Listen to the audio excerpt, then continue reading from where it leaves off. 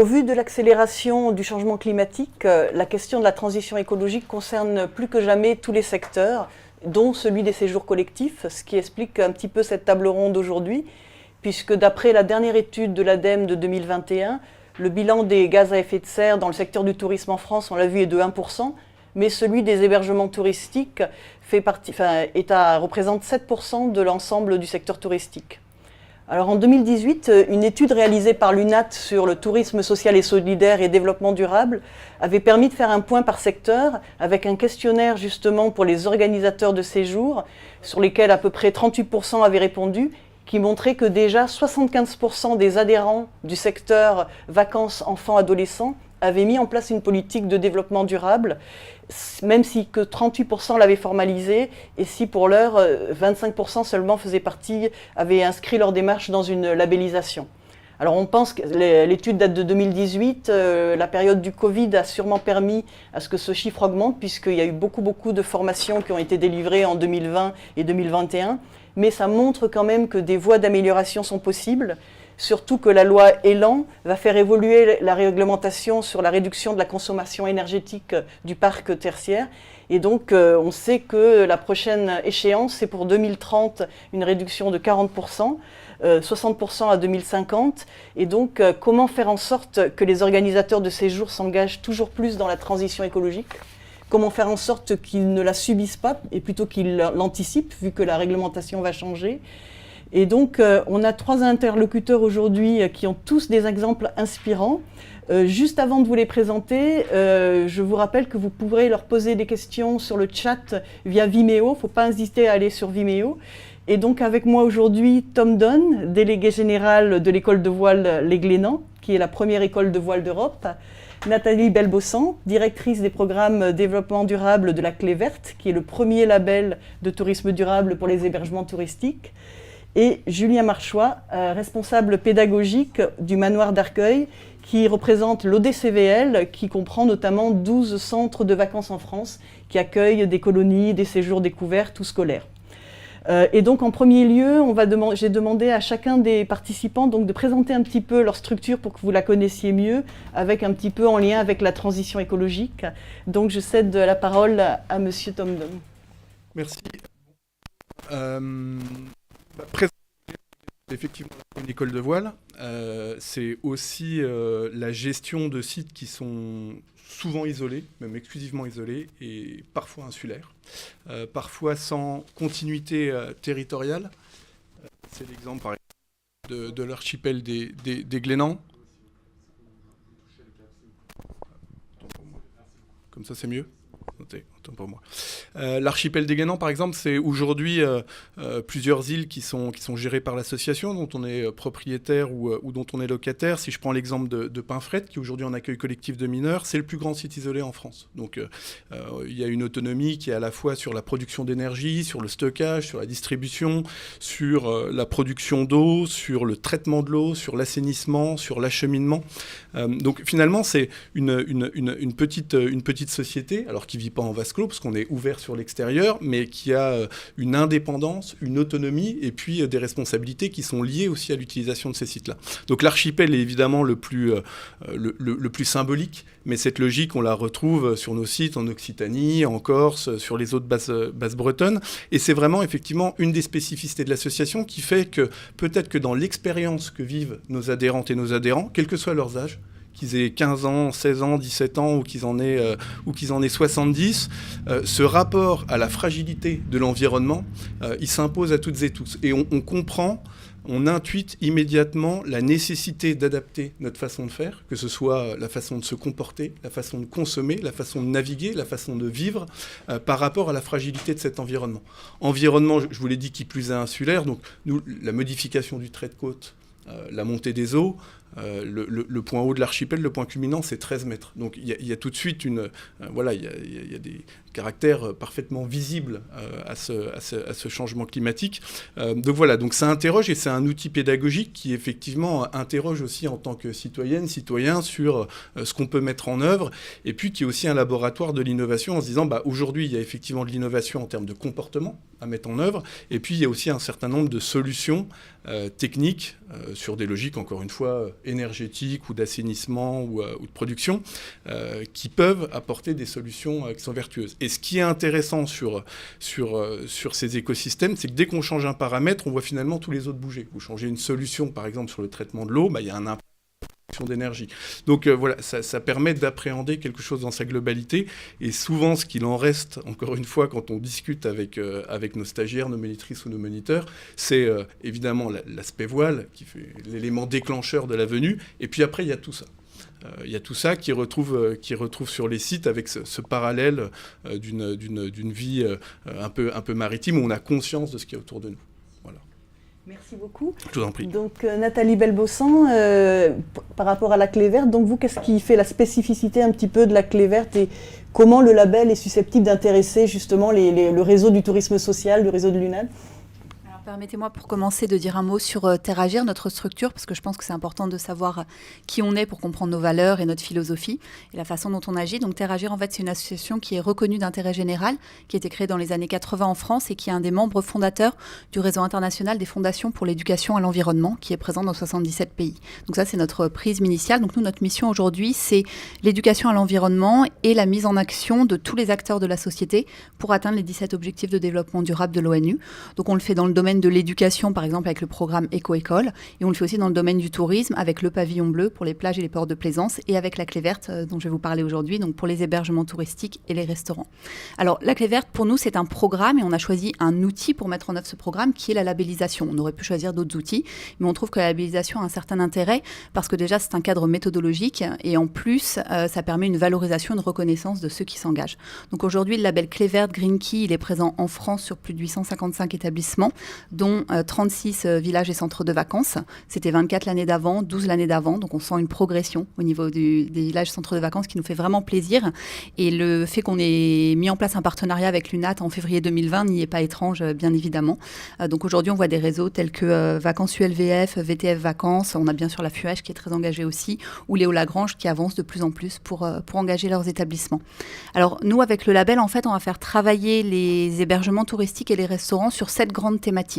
On a la première thématique qui est celle de la responsabilité sociale et environnementale et de la politique de manière générale, avec un pôle important sur la formation des employés. Ce qui nous paraît très important, c'est que on comprenne que ce n'est pas une personne qui peut être porteur d'une démarche. En fait, il faut que chacun comprenne dans sa mission au quotidien, dans ses tâches, dans son rôle, quelles sont les actions qui peuvent changer et évoluer justement pour diminuer l'impact qu'il va avoir sur son environnement.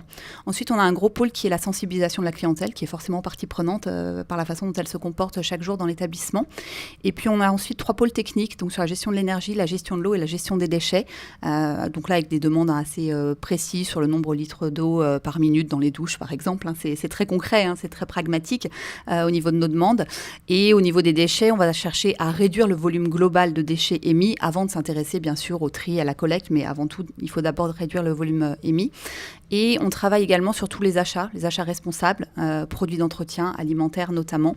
Et enfin sur le cadre de vie, le cadre global de l'établissement. Donc voilà, on fait avancer les établissements sur tous ces sujets avec des critères qui sont impératifs et d'autres qui sont optionnels pour progresser en fait d'année en année, puisque nous, notre idée en fait, c'est que les établissements se mettent dans une démarche de progrès continu. C'est pas juste d'obtenir le label et de s'arrêter là. C'est important de se dire qu'en fait, ce n'est que le début. C'est un changement de pratique, un changement de philosophie pour après continuer à progresser d'année en année. Et nous, on les accompagne pour ça. Merci beaucoup, c'est très intéressant. Je pense que ça pourra peut-être inspirer déjà certaines des personnes qui nous écoutent. Et justement, parmi les exemples inspirants, donc Julien Marchois, vous représentez l'ODCVL. Donc là, c'est une association de tourisme social qui est devenue coopérative il y a quelques années. Donc est-ce que vous pouvez nous présenter un petit peu cette structure ?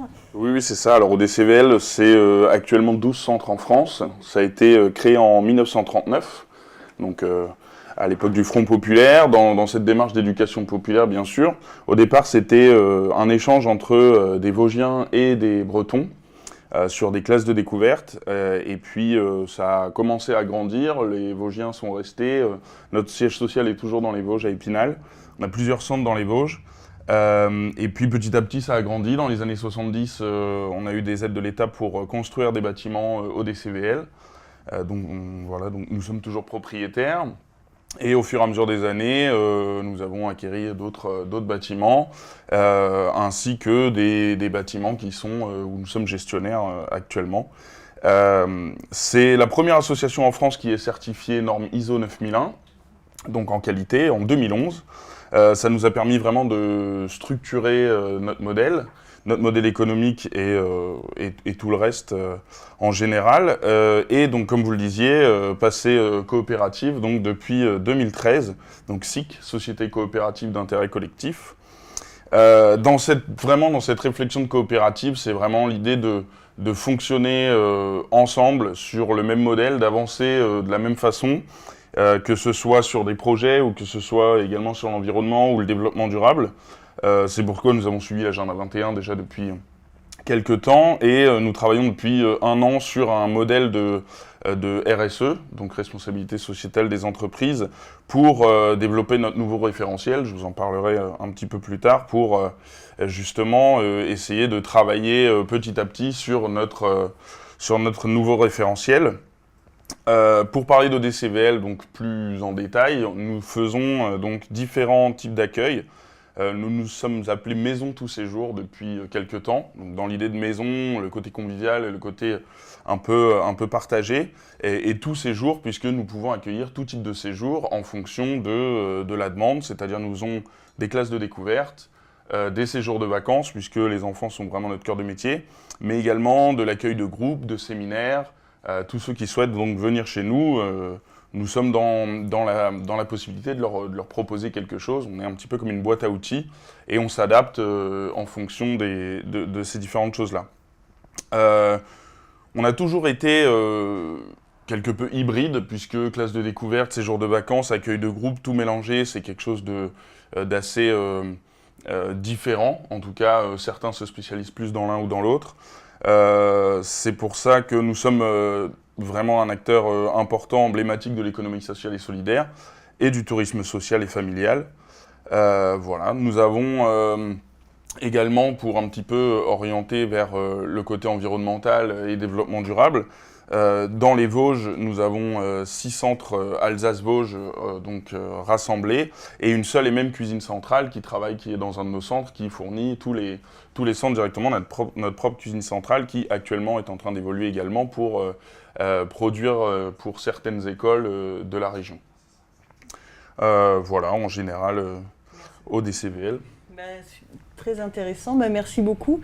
Donc je me retourne à nouveau vers Tom Dom. Donc on a bien compris que vous étiez déjà très actif sur ce sujet du développement durable. Vous avez bien spécifié qu'en plus vous aviez quand même des sites qui sont situés dans des zones, souvent des espaces naturels fragiles, des zones Natura 2000, des zones de fortes contraintes. Et j'avais eu l'occasion de regarder une vidéo où vous expliquiez combien vous avez mis en place une politique de développement durable très avancée, sur notamment l'île de Pinfray, sur la réduction des déchets, l'énergie.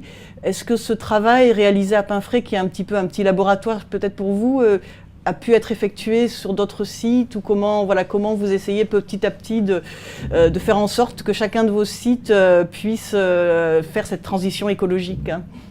Oui, on essaye. D'abord, on est...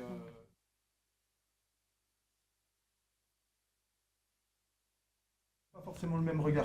Finalement, le regard et l'attention qu'on a porté là-dessus, sur cette problématique-là, n'a pas été linéaire. On se retrouve, quand on se retourne sur l'histoire de l'association dans les années 60, on se rend compte que la connaissance collective par rapport à la maîtrise de l'environnement, même sur une approche presque un peu naturaliste, elle était plus importante qu'elle ne l'était au début des années 2010. Et finalement, c'est ce constat qui nous a amené à nous réinterroger là-dessus. Et nous, on a fait le pari, effectivement, de l'intelligence collective, parce que c'était aussi l'aspiration de nos adhérentes et de nos adhérents. Et de se dire, on peut à la fois jouer sur des solutions techniques sur le cadre, que ce soit sur nos sites ou en croisière. On a 70 bateaux de croisière qui sont évidemment des observatoires aussi, hein, de l'environnement, et de faire le pendant sur l'éducation à l'environnement. En disant, finalement, on n'avait pas envie d'être dans l'éco-geste, on avait envie d'être dans une meilleure appréhension collective des enjeux qui pèsent sur cet environnement et de se dire que c'était en apportant du contenu qu'on allait durablement modifier les comportements et que c'était un processus qui était long. Parce que du coup, c'était un processus qui était presque un processus culturel, social. Aujourd'hui, oui, il y a évidemment plein d'autres choses. Il y a des choses sur lesquelles on a du retard, donc on duplique pas tout. Et c'est en ça que on n'a pas forcément une grille stricte où on vient reproduire un fonctionnement qui est adapté à un endroit et pas forcément à un autre, mais cette réflexion, enfin au-delà de cette réflexion, cette dynamique, elle est en cours sur l'ensemble des bases, l'ensemble des sites et sur la croisière. Cette année, pour l'illustrer, 2021, alors pour montrer aussi qu'on n'a pas forcément de l'avance d'une façon générale, on s'interroge plutôt sur la nourriture. On nourrit 17 000 adhérentes et adhérents par an, avec, je vous l'ai dit, des contraintes qui peuvent être fortes en termes d'acheminement. Chez nous, la particularité, c'est qu'on n'a pas de cuisinière ou de cuisinier, c'est les stagiaires qui, à l'image du fonctionnement d'un bateau, réalise et participe à la préparation des repas. Comment on vient aussi faire de ce moment-là d'abord un moment convivial et un moment de vie, parce qu'on est quand même un peu latin. Ça, il n'y a pas besoin de mettre beaucoup d'énergie pour que ça fonctionne. Et puis à un moment, comment on fait pour faire en sorte d'avoir une proposition qui soit socialement responsable et qui permette à celles et ceux qui produisent de vivre dignement de leur travail, et puis qui a un impact environnemental, que ce soit en termes de modalités de production ou d'acheminement, qui soit compatible aussi avec le discours qu'on porte. Et finalement, c'est là où on dit qu'on réinterroge petit à petit tous les compartiments de notre activité. Et qu'effectivement, le lien entre cette responsabilité sociale, sociétale et environnementale, ce lien-là, c'est lié, c'est très lié, c'est même imbriqué. Et c'est important à la fois dans notre discours qu'on porte cette vision en disant à un moment, les deux vont de pair.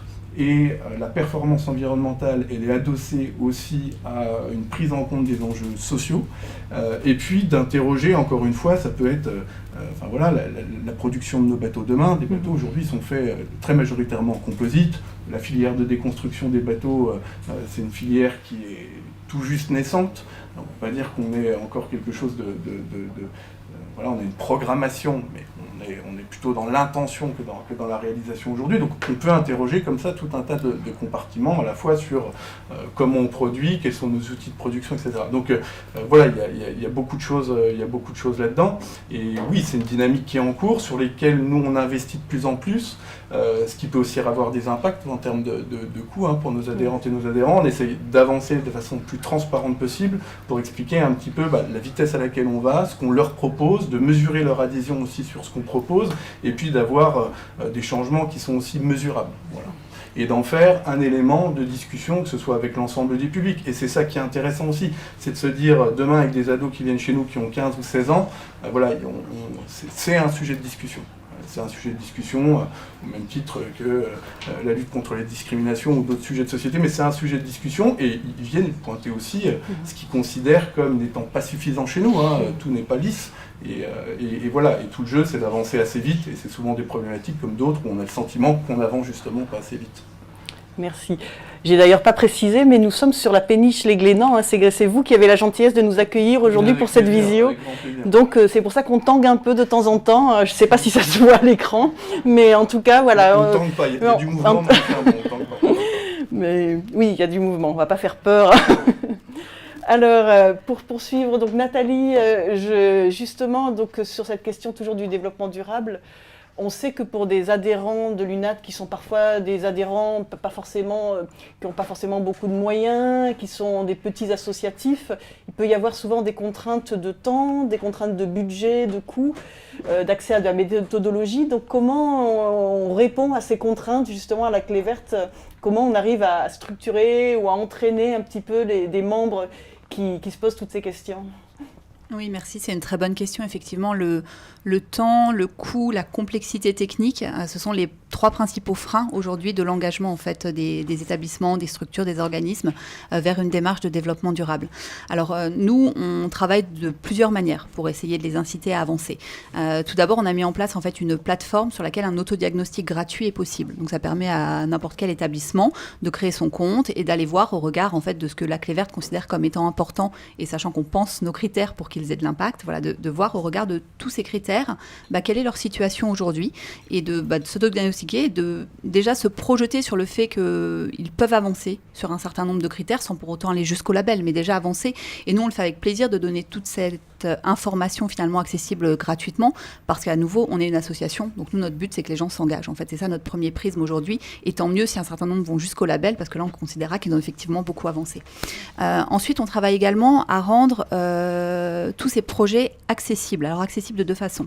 Accessibles d'un point de vue opérationnel, il y a l'autodiagnostic, mais après, une fois qu'on rentre vraiment dans le fait de vouloir se faire labelliser, ce qui nous a paru important, en fait, c'est que tous nos critères soient compréhensibles par les équipes, que ce ne soient pas des critères qui sont administratifs, techniques, et où en fait ça rebute les gens, parce que dès le départ, quand ils lisent le critère, ils ont l'impression qu'on ne s'adresse pas à eux.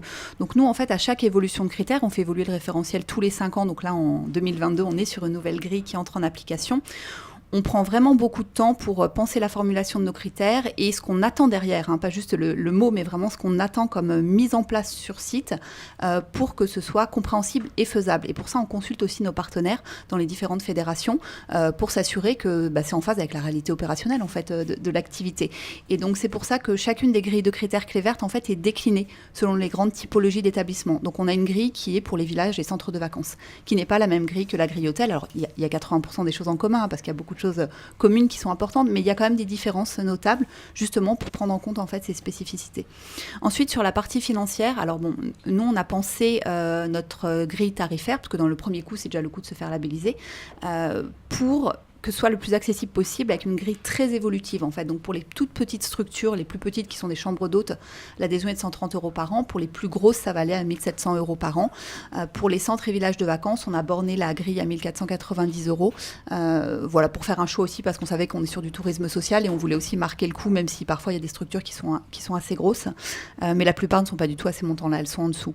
Ensuite, au-delà du coût juste de la labellisation, et nous, notre but en fait, c'est juste de financer nos équipes qui accompagnent les établissements, il y a le coût en fait des actions qui sont à mettre en œuvre en fait dans l'établissement, dans la structure, et c'est là qu'en fait c'est très variable selon les structures, notamment selon leur ancienneté. Forcément des bâtiments qui sont très anciens, qui n'ont pas été rénovés, là on va avoir des enjeux notamment sur les questions énergétiques qui vont être très très forts, on le sait, même sur l'eau. Donc là il faut se tourner déjà vers l'ADEME, le fonds tourisme durable, le fonds tremplin pour la transition écologique des TPE, PME. Il faut se tourner aussi vers France Active au niveau des centres et villages de vacances, parce qu'il y a des choses qui sont en route. Il faut se tourner aussi vers les territoires pour financer différentes actions. Il y a des territoires qui participent à l'engagement des établissements, et il y en a certains même qui donnent des bonifications de subventions quand on va jusqu'à un label qu'ils reconnaissent. Donc Clé Verte, c'est un label robuste et sérieux, il fait partie dans ce cas-là des labels qui sont reconnus. Donc il ne faut pas hésiter à se tourner vers tous ces territoires. Et puis ensuite, il faut mesurer en fait le coût au regard aussi du bénéfice. Donc il y a le bénéfice économique sur les économies d'eau, d'énergie, sur le volume de déchets traités. On peut aussi sur les achats, parce qu'on pense ces achats différemment pour avoir par exemple beaucoup moins de références de produits d'entretien. Donc finalement là on peut se permettre de prendre des produits d'entretien écolabellisés qui parfois sont un petit peu plus chers, mais c'est plus toujours le cas aujourd'hui, mais parce qu'on a rationalisé vraiment ces achats et que du coup au global on s'en sort pour le même montant. Donc il y a aussi ce travail, vraiment cette réflexion à avoir, idem pour tout ce qui est alimentation, se tourner vers le producteur local, travailler en circuit court, éviter les intermédiaires, ça peut permettre d'avoir des produits de meilleure qualité, bio, sans pour autant toujours dépenser plus cher. Donc ça c'est aussi des habitudes en fait à mettre en œuvre. Voilà ce que je voulais dire sur ce qui est le coût en tout cas, et sur l'accompagnement aussi sur les freins qui sont le temps. D'accord, merci beaucoup. Donc là, on va changer un tout petit peu d'angle, parce que voilà, on parle beaucoup de transition écologique, mais il faut parler aussi de tout ce qui est mobilisation des équipes, du personnel. Et donc, je pense que Julien Marchois, vous êtes bien placé en tant que responsable d'un centre. Comment vous faites justement, vous, pour former vos personnels, pour sensibiliser aussi les plus jeunes, Est-ce que vous mettez en place des outils pédagogiques? Est-ce que vous sentez aussi qu'il y a une réceptivité des jeunes que vous accueillez dans vos centres à cette thématique aussi de l'écologie, du développement durable? Comment ça se passe concrètement donc, au sein d'un centre de séjour? Alors concrètement, pour rappeler quelques chiffres que j'ai omis de dire sur ODCVL, sur les vacances scolaires, on accueille plus de 4000 enfants par an, avec une totalité de plus de 100 000 nuitées par an sur tous nos types de séjours. Comme je vous le disais, groupe, classe et puis séjour de vacances. Et on a également aussi un pôle d'éducation à l'environnement, où on a une cellule de développement pédagogique vraiment dédiée à ce côté environnement. On a en centre la maison d'ici, où Geoffrey Joly donc, est le responsable d'établissement, qui sensibilise et qui fait énormément d'éducation à l'environnement sur les classes vosgiennes, que ce soit à la journée, que ce soit sur des séjours plus longs à la semaine. Donc eux sont vraiment au cœur de tout ce développement pédagogique, mais chaque centre a son interaction en fait avec l'environnement. C'est l'idée générale d'utiliser l'environnement local pour sensibiliser à l'environnement les jeunes et les moins jeunes qui viennent chez nous. Je parle de jeunes puisque pour nous, notre cœur de métier, comme je le disais, c'est les enfants. Les enfants sont également les éco-citoyens de demain. Il est bien plus facile, nous l'avons remarqué, bien plus facile de sensibiliser les enfants à l'environnement que les adultes. Et puis après, c'est un effet domino. Les enfants vont être sensibilisés au tri, au recyclage, et puis ils vont en parler aux adultes qui vont faire cette nouvelle génération qui sera beaucoup plus informée que la nôtre, ou celle encore d'avant. Même si je suis tout à fait d'accord avec vous sur ce qu'on savait dans les années 70 et qu'on est en train de refaire actuellement, c'est ce qu'on voit vraiment sur nos séjours.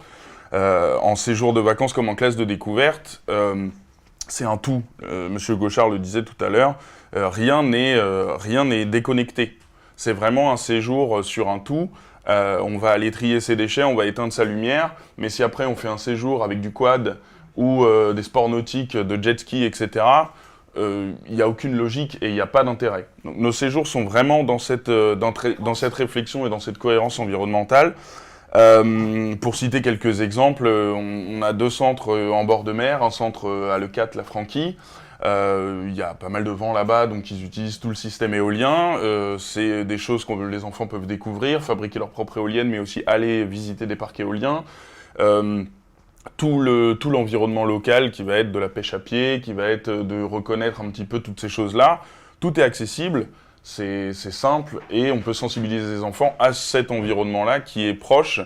Il n'y a pas besoin de faire 50 km pour aller faire du paintball, alors qu'en face de nous, on a la mer. C'est la même chose à Douarnenez, donc en Bretagne. Chaque centre, en fait, a ses particularités et utilise ces particularités pour sensibiliser les enfants. Donc je vais aller un peu plus vers ce que je connais un peu plus, qui est le manoir d'Argueil. Donc nous, on est en Normandie, en pleine campagne. On est à 1h30, 2h de Paris. Donc généralement, les enfants qu'on accueille sont des enfants qui viennent de régions parisiennes, donc souvent de régions urbaines. Généralement, on a un parc de 9 hectares entièrement arboré avec un manoir du XVIe siècle.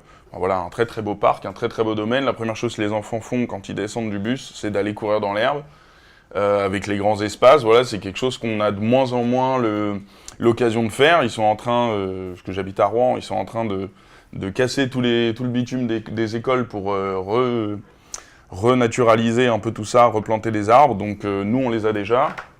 On exploite cet environnement-là. On a une ferme pédagogique également. Donc on va pouvoir sensibiliser les enfants à tout cet environnement, à toute cette nature. On a une vache, à quoi sert la vache, le mouton, l'âne. Avec le lait, on va pouvoir comprendre comment on fait des yaourts, comment on fait du beurre. On va faire du beurre avec les enfants, ils vont goûter le beurre. C'est vraiment cette démarche d'aller jusqu'au bout de la logique avec voilà, ce qui avait été dit tout à l'heure, d'aller voir potentiellement le fermier qui est à côté pour aller comprendre comment ça fonctionne, essayer de le fabriquer nous-mêmes et de se rendre compte que finalement le beurre, c'est pas si compliqué à faire, il n'y a pas besoin d'aller dans un supermarché pour l'avoir. Enfin voilà, toutes ces choses-là qui sont intéressantes dans les animations. Toujours l'environnement local, des séjours on peut avoir aussi des séjours qui sont vraiment dédiés. Là, dernièrement, on a créé des nouveaux séjours qui sont la colo-écolo, ou des choses qui sont vraiment sur des thématiques bien définies et où les enfants savent qu'ils vont aller dans cet espace-là pour en discuter et pour faire. Mais c'est quelque chose qui est dans l'ADN et complètement lié à tous nos séjours. Comme je le disais, de la communication sur éteindre les lumières, sur ces choses-là. Donc ça passe bien sûr par les enfants, mais aussi ça passe par le projet éducatif qui va lier le projet de l'établissement et surtout le projet pédagogique, puisque dans les séjours de vacances, le projet pédagogique, c'est ce que les animateurs, l'équipe d'animation a en prime abord, et donc aussi sensibiliser et former nos animateurs à toute cette éducation à l'environnement, c'est-à-dire que le fait de dire aux enfants d'éteindre la lumière ne soit pas quelque chose de mécanique, mais quelque chose de compris et d'une vraie démarche de se dire, alors on éteint la lumière, mais pourquoi on éteint la lumière ? Et pas simplement répéter 2 fois dans le séjour, éteignez votre lumière, ça fonctionne pas, il faut qu'il y ait une vraie démarche, il faut que tout soit connecté. Donc on va aller voilà, on va aller découvrir les petites bêtes, on va aller découvrir la nature aux alentours. Et donc dans cette démarche-là, nous avons fait déjà beaucoup de choses, donc au Manoir d'Argueil, mais dans d'autres établissements également, sur toute cette avancée du développement durable.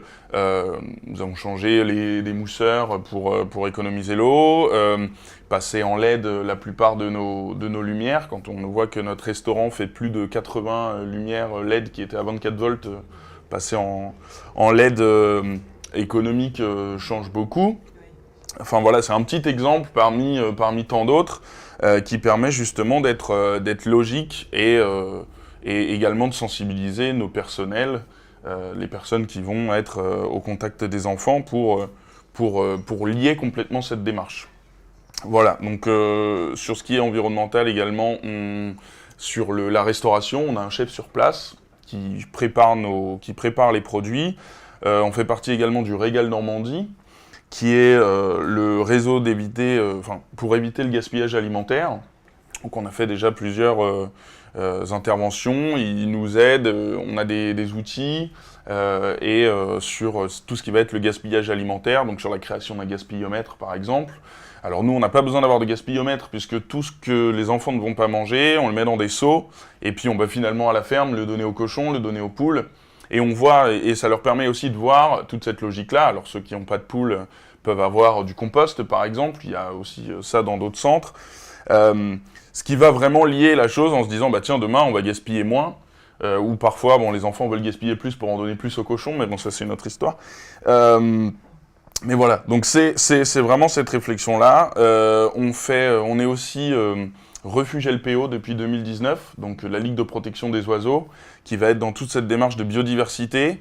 On a 9 hectares de terrain, on ne va pas tondre entièrement nos 9 hectares, on va en laisser une partie en jachère pour faire de la coupe raisonnée. On va récupérer le foin pour le donner à nos animaux, on va faire profiter le foin à nos agriculteurs locaux également. Voilà, tout ce qui va être autour de l'environnement local et de toutes ces choses-là. Voilà.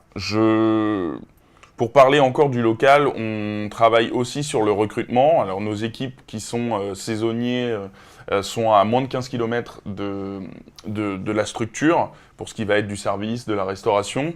Et les équipes d'animation, on est à peu près à 50% d'animateurs qui viennent de la région rouennaise, donc à environ 40 km de chez nous. On intervient également dans les recrutements tels que le CRIJ et les journées de recrutement pour les équipes d'animation localement, ce qui permet aussi puisque c'est encore impliqué, réduire les déplacements, réduire les gaz à effet de serre, les diffusions de CO2 et toutes ces choses-là.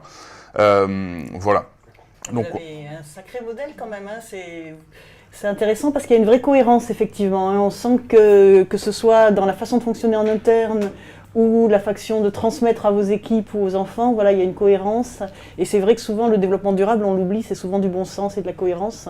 Et nos grands-parents en faisaient d'ailleurs sans le savoir. Exactement. Et donc, voilà, donc finalement, c'est aussi ça, effectivement, qu'il faut avoir à l'esprit. Mais je pense que ça va pouvoir inspirer beaucoup d'autres centres, en tout cas tous ces exemples très concrets. Ça c'est bien aussi parfois d'avoir un peu du concret, hein, pour bien matérialiser aussi tout ce qu'on peut mettre en place.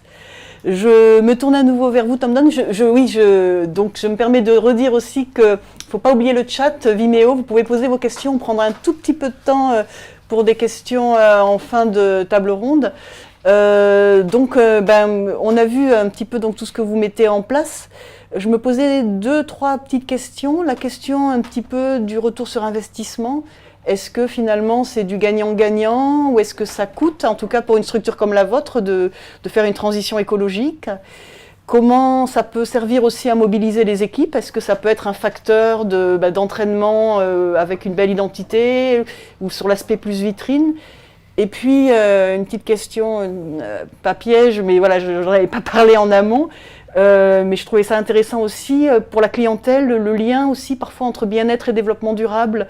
C'est-à-dire que parfois le client peut avoir l'impression aussi que, par exemple, si on lui donne un petit peu moins de viande, s'il a payé, il peut se dire, voilà, est-ce que j'en ai pour mon argent ? Voilà, jusqu'où commence le développement durable ? Jusqu'où on empiète un petit peu sur la part client ? Voilà, donc bon, il y a beaucoup de questions, mais je vous fais confiance pour avoir plein de choses à dire. Oui.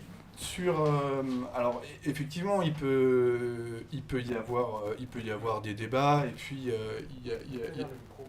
Pardon. Comme ça, on est bon ? Super, merci. On peut avoir des débats et tout n'est pas lisse non plus. Après, encore une fois, le retour sur investissement, nous notre enjeu, on n'est pas en train de rémunérer des actionnaires, on est une association reconnue d'utilité publique. Notre enjeu aussi, c'est de répondre à notre objet social. Et l'objet social, il passe à la fois effectivement par une gestion qui soit cohérente par rapport à l'environnement. Et puis, on a quand même un rôle qui est aussi de tenter de participer à animer un débat dans la société, parce qu'on le voit bien, et tout ce qu'on met en œuvre, c'est aussi quelque part, et c'est ça qui est un peu des fois désespérant, c'est aussi une politique des petits pas, c'est-à-dire qu'on peut tous éteindre la lumière, ça suffira pas, on le sait tous. Donc à un moment, il y a aussi des changements qui sont plus profonds à initier, sur lesquels on n'a pas toujours de prise, et à un moment, l'enjeu, c'est de se dire, à un moment, comment il y a un collectif qui se construit, en termes aussi de mobilisation, d'aspiration. Il y a aussi une aspiration à un moment de société, une aspiration qui est qu'on peut même considérer comme politique derrière. Et à un moment sur la logique de transmission. Qu'est-ce qu'on transmet physiquement? Qu'est-ce qu'on transmet aussi comme idée? Donc nous, c'est une de nos raisons d'être. Cette association, je ne suis pas venu sur sa genèse, mais elle arrive en 1945, c'est l'émanation d'un mouvement de résistance, à un moment où le programme Nos Jours Heureux s'écrit en 1943, la France est occupée, donc il y a cette espèce, ça nous rappelle aussi cette importance de l'utopie, et à un moment de pouvoir aussi animer quelque chose qui soit enthousiasmant. Donc nous on essaye modestement d'y participer, et c'est la volonté de nos adhérentes et de nos adhérents, nous ne sommes que l'émanation de leur volonté. Donc oui, parfois il peut y avoir des débats sur des choses, effectivement, on retire des protéines carnées, ah ben non, on voulait des protéines carnées, tout le monde n'est jamais d'accord sur tout. Mais en tous les cas, l'idée c'est d'aller dans le bon sens, et puis à la limite, si ces débats ils existent, eh ben, tant mieux, parce que on en vient à discuter de ça, et puis finalement derrière ça, il y a aussi d'autres choses sur d'autres modèles. On parlait des modèles de bateaux, aujourd'hui on expérimente un bateau en lin, on n'a pas de recul dessus, sur les contraintes mécaniques, sur la façon dont on le répare, etc. Après, on sait que c'est des processus qui sont longs, néanmoins c'est hyper intéressant de se dire, on est sur un bateau qui est complètement décarboné, que ce soit en termes de fibres ou que ce soit en termes de résine. On le fait avec d'autres, on n'a pas de leadership technologique là-dessus, donc on le fait aussi avec un écosystème qui est autour de nous, mais ça c'est extrêmement intéressant. Après, oui, c'est un levier à la fois pour prendre la parole et puis défendre ce en quoi on croit, et est-ce que cette association a envie de porter, même si, encore une fois, de notre point de vue, il y a des choses aussi qui sont assez désespérantes, quand on voit dans le lagon des jet skis qui traversent de partout, et des semi-rigides qui continuent à se développer. J'étais au salon nautique encore cette année, on voit des blocs maintenant de 600 chevaux, ça n'a aucun sens, mais voilà, donc on peut toujours éteindre la lumière, on ne fait pas le poids, donc il y a aussi tout ça qui est derrière. Maintenant, on essaye de jouer notre rôle, on reste enthousiaste, et puis si la question est de savoir si c'est un levier, oui c'est un levier sur les équipes, quelles qu'elles soient, que ce soit, encore une fois, notre population de bénévoles, on a une grande communauté de monitrices et de moniteurs bénévoles, ou que ce soit nos équipes salariées, évidemment ça mobilise, ça donne du sens à ce qu'on fait, et on se retrouve autour d'un projet commun. Donc encore une fois, il y a du débat, il y a des avis qui sont pas toujours en phase, mais au-delà de ça, on porte quelque chose de commun, et ça fait effectivement ça donne de la puissance aux engagements individuels, ça donne du sens, et puis ça donne aussi plein de sel à ce qu'on fait avec tout un tas de choses qui remontent du terrain. Les choses, elles ne sont pas décidées ici au ponton en disant demain on va faire comme ci, comme ça. Puis c'est là où ça se passe qu'on se dit il faut partir dans telle ou telle direction. Donc le retour sur investissement, il ne se mesure pas tant que ça. Finalement, c'est une des raisons d'être de l'association, c'est sa propre... Je voulais dire, en fait, pardon, juste pour préciser un peu la question, est-ce que c'est du gagnant-gagnant ? C'est-à-dire, est-ce que le fait de faire des efforts, on le retrouve dans le compte de résultat ? C'est pas... Évidemment, vous êtes une association, vous avez un statut particulier, on n'est pas sur des objectifs de rentabilité, mais est-ce qu'au moins, quand je... Nous, on assume notre performance économique. Oui. On a un contrat de développement avec l'Agence nationale du sport, mais on n'a pas de subvention de fonctionnement. Donc, oui. C'est un point dur qu'on assume très bien parce que justement cette performance économique, on la met au service de l'objet social et de l'innovation. Oui. Effectivement, on investit davantage, on est en bonne santé, on va bien, les Glénans vont bien, et voilà, il y a aussi une aspiration justement à la mer au sens qui font que on est sur des dynamiques qui sont bonnes maintenant depuis pas mal d'années. Et effectivement, on réinvestit une large partie de ce qu'on gagne au service de cette transition et de ces projets-là. Donc oui, pour nous, encore une fois, ça amène du sens, ça nous donne aussi une légitimité, ça nous donne et ça vient alimenter un certain nombre de projets et d'orientations qui font qu'il y a de la vie et que ce projet associatif il se matérialise et que finalement les valeurs dont on peut se parer, on tente de leur trouver des déclinaisons qui sont contemporaines. Donc il y a une sincérité là-dedans et je pense que cette sincérité elle se ressent et que forcément elle suscite en général de l'adhésion et de l'envie d'engagement. Donc oui, pour nous c'est positif, mais encore une fois c'est pas un calcul, c'est une démarche. Merci. Alors justement, l'idée c'est aussi quand même de ce colloque, c'est un petit peu aussi d'essayer d'entraîner d'autres membres de l'UNAT, de donner des envies. Mais parfois c'est la méthodologie qui fait un peu peur, comment s'y prendre, où trouver l'information. Je sais qu'à la Clé Verte vous aviez parlé par exemple d'une plateforme pour mettre à disposition des bonnes pratiques. Comment vous faites justement sur cet aspect méthodologie pour que les gens n'aient pas peur de se lancer à l'eau et se disent je ne sais pas par où commencer ? Oui, c'est une bonne question, merci. Alors sur la méthodologie, il y a vraiment plusieurs choses qui me paraissent importantes. Il y a la méthodologie déjà dans le process de labellisation et toute notre philosophie de l'accompagnement. Les audits au niveau de la Clé Verte, ce sont ce qu'on appelle des audits conseils. Ce ne sont pas des audits sanctions qui interviennent en fin de démarche. En fait, l'auditeur ou l'auditrice conseil se rend dans l'établissement au milieu de la démarche, en cours de démarche, et regarde objectivement tout ce qui est fait, tout ce qui n'est pas fait, on regarde des critères.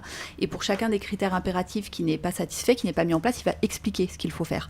Très concrètement, pour dire, là vous devez encore faire ci, là le mousseur il se met comme ça, comment on le gère par rapport au chauffe-eau. Ce sont des problématiques techniques, mais c'est le rôle des auditeurs et des auditrices de répondre à ces questions. Et ensuite, une fois que cette personne a quitté l'établissement, elle va soumettre un rapport d'audit à des chargés de mission qui sont au siège de Terre Agir, de la Clé Verte, et qui vont accompagner l'établissement pendant plusieurs mois jusqu'à ce qu'il peaufine son dossier, donc jusqu'à fin septembre, c'est dans notre calendrier, vraiment pour réussir à lever ces derniers critères impératifs qui ne sont pas satisfaits, en partageant des bonnes pratiques de ce qu'on a pu voir dans d'autres établissements, en partageant des études de cas qu'on a pu écrire aussi avec des établissements qui sont labellisés, où là on détaille vraiment comment on a mis en œuvre certaines choses, ou en faisant référence au catalogue de solutions qu'on a créé. Je pense que c'est ça que vous souhaitiez mentionner, parce qu'en fait là, l'idée c'est de se dire, pour éviter que tout le monde passe énormément de temps à se dire mais par qui je passe pour faire ça ? Quel est le bon fournisseur de produits d'entretien ? Quel est le bon fournisseur de produits alimentaires ? Où est-ce que je vais trouver des savons écologiques en distributeur ? Nous, ce qu'on fait, c'est qu'on a un processus en fait de référencement. Donc, on ne dit pas du tout aux établissements qu'ils doivent passer forcément par ces fournisseurs. C'est vraiment la logique, c'est vraiment juste de faciliter la tâche en donnant de l'information, en disant tout cela, en tout cas, ils répondent à nos critères. Donc, vous pouvez passer par d'autres qui répondent aussi à nos critères, mais si vous ne voulez pas réfléchir plus longtemps que ça et justement gagner du temps, on en parlait tout à l'heure, sachez que ceux-là, en tout cas, ils correspondent à nos demandes. Donc ça, c'est quelque chose qu'on a lancé cette année parce qu'on avait identifié depuis plusieurs années que c'était une demande, en fait, des gens qui se portaient candidats au label. Et on a vraiment vocation à le faire grossir, et notamment en écoutant les établissements qui sont déjà labellisés, donc les 855 établissements en France, pour savoir, eux, avec qui ils travaillent. C'est aussi une façon de reconnaître le travail qu'ils ont fait et qu'on puisse partager et créer ce sentiment, en fait, de communauté aussi pour mieux partager et que chacun bénéficie aussi des réflexions qu'a eu l'autre. Après, ce que je voulais dire également, c'est que je rejoins complètement ce qui a été dit tout à l'heure sur le fait que les bénéfices ne sont pas que économiques, c'est vraiment pas la seule chose à voir. Nous, une des premières motivations qu'on voit dans les engagements dans la Clé verte, c'est le projet d'équipe. Un projet fédérateur de RSE pour les équipes. Beaucoup de membres du personnel qui sont jeunes, les jeunes générations sont beaucoup plus sensibilisées, tant mieux, et on espère que notre programme Éco-École y participe aussi, mais vraiment c'est un levier très important, et ce que vous faites en ce sens-là que vous avez décrit, c'est vraiment pour nous une conviction qu'il faut avancer comme ça. Et donc souvent en fait les établissements viennent nous voir pour ça. Je pense à un hôtelier marseillais qui m'a dit moi je candidate parce qu'en fait mes salariés le souhaitaient, en fait j'avais l'air un peu bête de ne rien faire vis-à-vis d'eux. Donc on sait que c'est un secteur en plus qui a des enjeux forts en termes de recrutement, de fidélisation du personnel, de motivation. Donc voilà, nous on le note vraiment. Et ensuite sur l'aspect social, il y a aussi le fait de se dire, notamment pour tout le personnel qui travaille sur l'entretien des espaces verts, mais des espaces intérieurs également, qu'ils vont travailler avec des produits qui sont sains pour leur santé, des produits qu'ils manipulent tous les jours pendant des mois. Et donc travailler avec des produits sains pour l'environnement, mais pour eux, c'est loin d'être négligeable également par rapport à leurs conditions de travail. Ensuite, il y a une aspiration aussi de plus en plus forte, là ça rejoint le côté économique, mais de la clientèle. En fait, aujourd'hui, la clientèle l'attend. Alors, c'est d'abord bénéfique en termes d'image, c'est-à-dire qu'effectivement, quand ça soulève des débats, tant mieux, parce que c'est l'occasion d'expliquer des choses. Pourquoi rien n'est tondu ? Si on n'explique rien, les gens peuvent dire c'est négligé, c'est pas entretenu. Si on met des panneaux explicatifs, qu'on emmène les enfants, qu'on leur explique, et ben voilà, là on a fait une jachère fleurie, on a fait en sorte que ce soit vraiment des plantes locales, comme ça on fait revenir des papillons, on fait revenir de la biodiversité locale. Là vraiment on passe un message, on crée quelque chose qui est important parce que les gens comprennent effectivement pourquoi on leur a demandé de faire ça. Et donc là on est vraiment en termes d'image, sur une image positive en fait pour les établissements qui mettent en œuvre ce type d'action. Après sur les aspects économiques, il y a le fait aussi d'attirer de la clientèle clairement. Alors là on voit une évolution nette dans le secteur de la réservation. C'est qu'aujourd'hui à peu près tous les grands opérateurs, en plus des petits qui étaient déjà vraiment ancrés sur le créneau, mais tous les gros aujourd'hui se mettent à reconnaître effectivement les établissements qui sont labellisés. Et ça c'est quand même une nouveauté qui est marquée depuis un an. Avant c'était pas le cas, nous on y travaille depuis des années, mais c'est pas encore autant reconnu que ce qu'on souhaiterait. Mais j'espère que ça va progresser parce que les gens, une fois qu'ils se sont dit oui c'est ce type d'établissement que je cherche quelque chose qui se trouve à cet endroit-là dans ce budget, parce que c'est toujours les deux premiers critères, on va pas se leurrer. Et ensuite que ce soit un vrai critère différenciant, de se dire là on prend l'habitude de se dire oui en fait moi je suis un établissement engagé. Alors on peut être engagé sans label, moi je dis pas que c'est la seule façon d'être engagé, mais au moins qu'on reconnaisse cet engagement et que ce soit ces établissements qui soient valorisés en premier pour que tout le monde ait envie d'y aller. Et après pour moi en fait aujourd'hui le sujet c'est plus est-ce qu'il faut y aller en fait, il faut y aller, mais c'est quand on va y aller. Le train il est lancé, il est en marche en fait. Donc on peut choisir de se dire qu'on attend, mais courir après le train c'est toujours plus difficile que d'être dedans. C'est une bonne question, je trouve. Je me permets de l'évoquer, c'est la question de la communication à la clientèle justement aussi. Comment on communique ses engagements à la clientèle sans se faire traiter de greenwashing, tout en restant modeste. Ça aussi c'est un enjeu pas simple toujours pour les opérateurs. Donc voilà, donc c'est vrai que c'est important de faire de la pédagogie tout en trouvant la juste limite. Voilà. Et ça c'est vrai que c'est aussi un débat assez passionnant, mais qui montre quand même que il faut pas taire les choses. Oui, c'est vrai que c'est très difficile parce que toutes les études sur la clientèle touristique montrent qu'il y a une vraie crainte du greenwashing, il y a une vraie envie de réserver des établissements qui sont engagés et une vraie crainte que ce soit du greenwashing. Donc vraiment expliquer dans le détail pourquoi on fait quelque chose, pourquoi on enlève de la protéine carnée par exemple, c'est une façon de montrer en fait qu'on va jusqu'au bout en fait des choses et qu'on n'est pas là juste pour afficher un petit panneau avec chez nous moins de protéines carnées. En fait, on explique le sens de tout ça, qui est intéressant pour la préservation de la biodiversité, mais aussi pour le climat. Donc, le travail sur l'alimentation, c'est vraiment un sujet très, très efficace pour avoir de l'impact. Nous, on est convaincus qu'on doit encore plus avancer sur ce créneau-là. Et donc, voilà, c'est une bonne façon d'éviter effectivement la sensation de greenwashing. Après, les labels aident, c'est évident, puisque, en fait, les labels robustes et sérieux. Mais tout le principe du label, c'est qu'on va contrôler. En fait, on est obligé de le faire. On conseille, on accompagne, mais nous, chaque année, on délabellise quand même 2% d'établissements parce qu'on contrôle, les choses ne sont plus en place. Et il en va de la reconnaissance de tous ceux qui s'engagent vraiment, de pas continuer. Mais ce ne sont que 2%, donc c'est pas grand-chose. Ça montre que toutes les démarches sont bien tenues par ailleurs. Merci beaucoup. Julien, justement, donc vous avez donné plein d'exemples concrets. Est-ce que c'est possible, un petit peu pour conclure, de nous expliquer si vous avez des projets, comment vous allez continuer un petit peu dans cette voie du développement durable, et pas que d'ailleurs, mais pour continuer à donner envie à ceux qui nous écoutent de poursuivre ces démarches? Alors, pour parler un petit peu de l'avenir, malheureusement il y a quelque chose qui nous est tombé dessus dernièrement, qui s'appelle le Covid. qui nous a fait reculer sur pas mal d'innovations et de choses qu'on avait mis en place.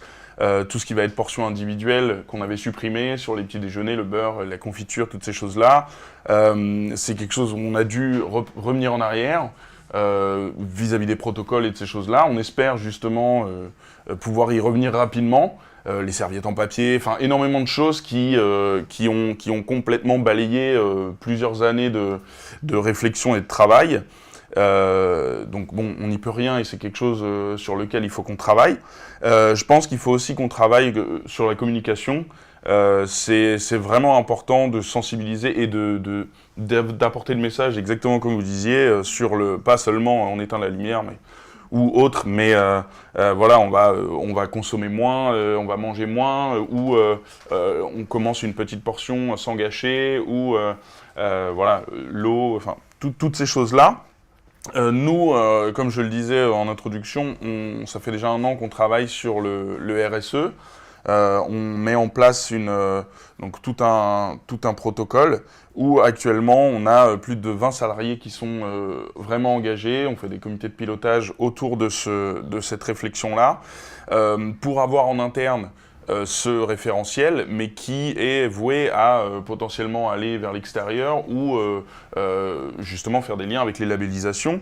Dans la réflexion, on est sur 2 thématiques par an, pour justement pas trop se disperser. Donc là, le choix a été fait, le première thématique, donc environnementale, sur tout ce qui est pollution, tri, recyclage des déchets, tout ce qui va être économie circulaire, que ce soit alimentaire ou autre. Vous le faites en interne ou vous avez fait le choix d'un label pour ces choses? Pour l'instant, non, on le fait en interne, mais on est dans cette réflexion justement d'aller vers des labels. Mais on a fait le choix de faire ça en interne pour essayer de fédérer toutes nos équipes, que ce soit les partenaires, que ce soit les salariés, mais aussi les clients, pour justement avoir cette confiance pour l'instant interne et ensuite déboucher vers justement de la labellisation pour avoir cette reconnaissance solide, entre guillemets. Et la deuxième, ce serait l'organisation du travail, puisqu'on est sur le sociétal également. Donc, là, plus vers l'interne, c'est pour ça que le RSE nous parlait vraiment dans cette organisation, parce que comme on l'a dit tout à l'heure, on est assez hybride et peu de modèles nous ressemblent. Et du coup, on essaye vraiment de fonctionner dans ces choses-là. Donc après, sur l'avenir, énormément de rénovation énergétique.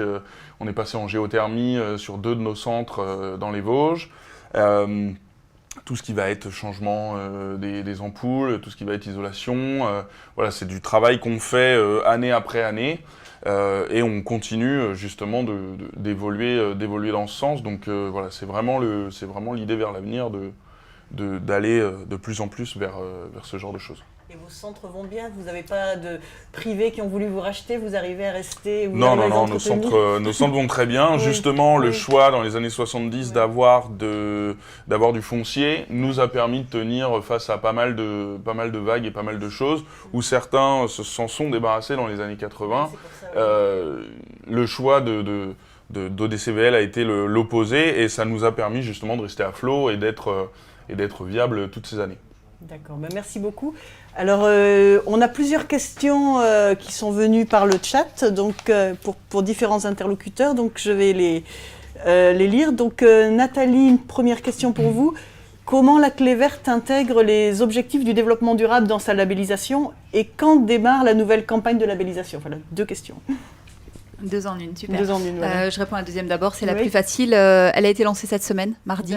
Donc voilà, l'appel à candidature est ouvert jusqu'au 15 avril pour déposer les dossiers, et l'équipe accompagnera les établissements jusqu'à fin septembre en vue du jury qui aura lieu en octobre. Donc ça, c'est pour la campagne de labellisation. En rappelant que c'est sur 1 an, je ne sais pas si vous l'avez dit, c'est sur 1 an, une labellisation Clé Verte. En fait, un processus, oui, ça prend du temps de se faire labelliser, et même ceux qu'on trouve un petit peu loin, on leur conseille de même pas déposer le dossier, d'attendre l'année d'après, travailler doucement et tranquillement, justement pour que ce soit un vrai travail et pas quelque chose qui est fait à la va-vite pour avoir le label. Donc oui, le processus prend facilement 1 an pour obtenir le label. Et du coup, je suis désolée, j'ai oublié la première question. Oui, alors comment vous intégrez les objectifs de développement durable? Voilà. Alors c'est une question très intéressante, j'aurais même dû en parler d'abord, parce qu'en fait, justement, notre association Terre Agir s'est engagée dans un programme avec l'Agence française de développement pour populariser la connaissance des 17 objectifs de développement durable de l'ONU. Donc au niveau de Terre Agir, au global, on a développé une plateforme qui s'appelle Action Solutions, solution qui engage en fait le citoyen à prendre conscience sur certaines thématiques de ce qu'il peut faire. On a fait le choix de ne pas donner 10 000 actions sur chaque sujet, mais très peu d'actions très impactantes. Voilà, c'était notre prisme.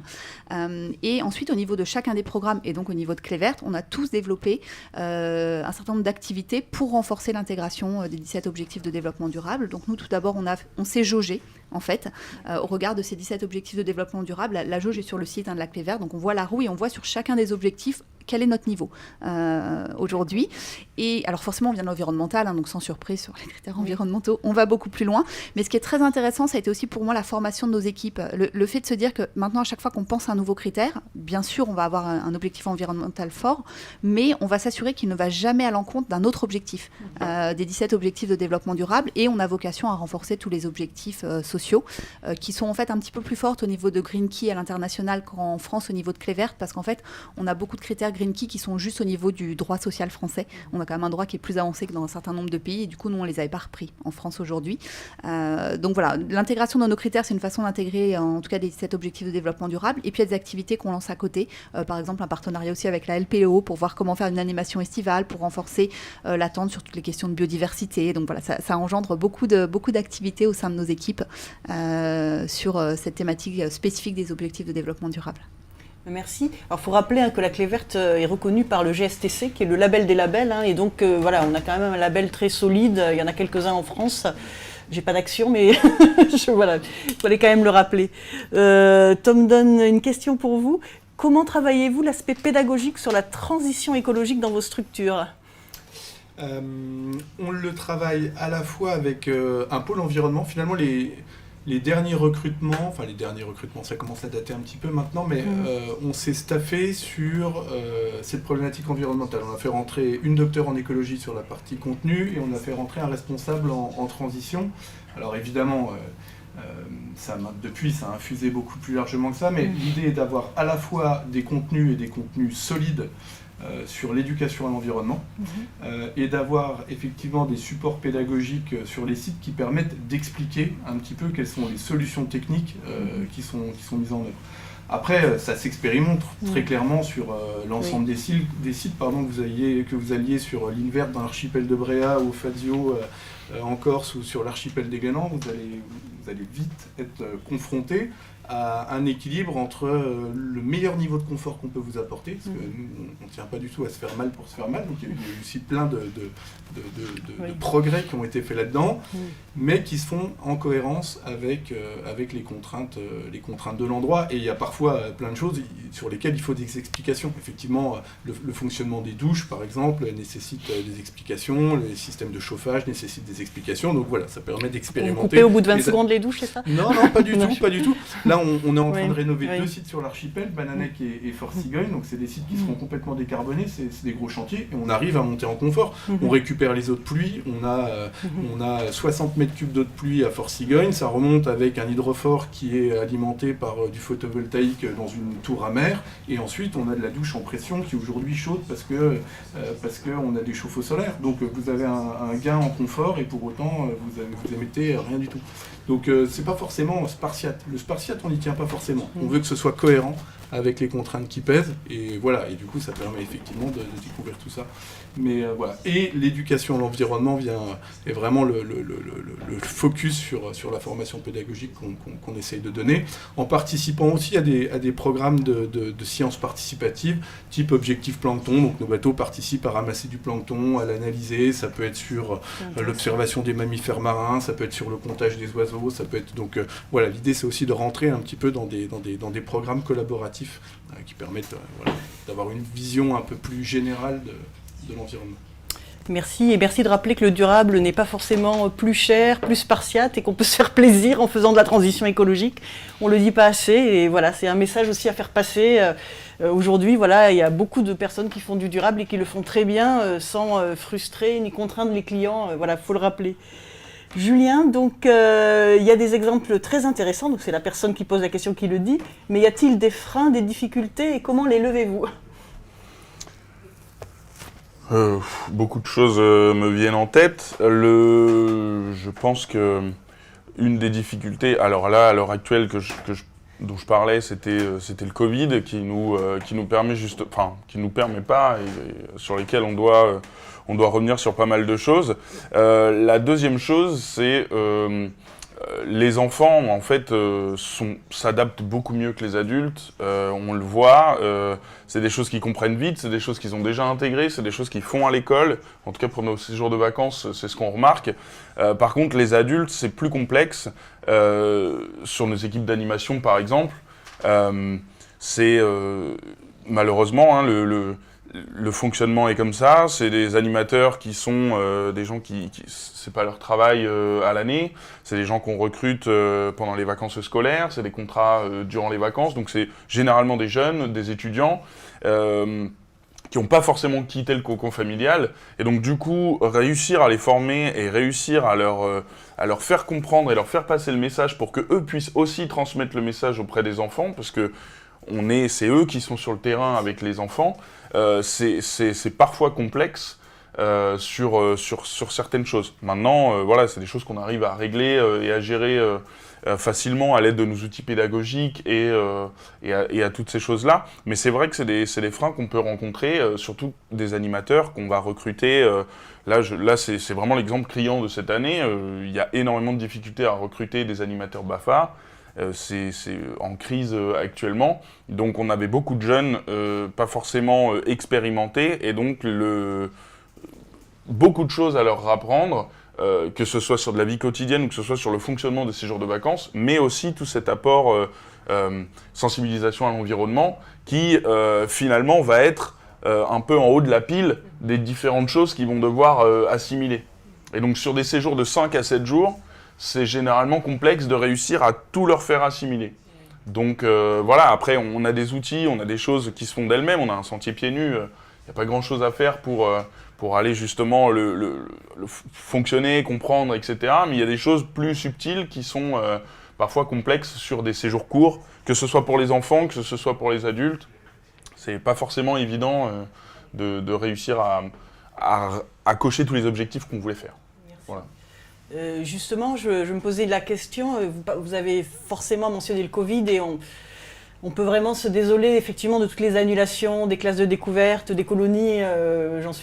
Mes enfants personnellement viennent d'en avoir coup sur coup 2 annulés, donc c'est assez énervant même pour les parents. Je me demandais, Nathalie, quand on a un label comme vous, cette période Covid, elle a été un peu paradoxale parce que d'un côté tout le monde s'est retrouvé à l'arrêt, et de l'autre, il y en a plein qui en ont profité pour se former.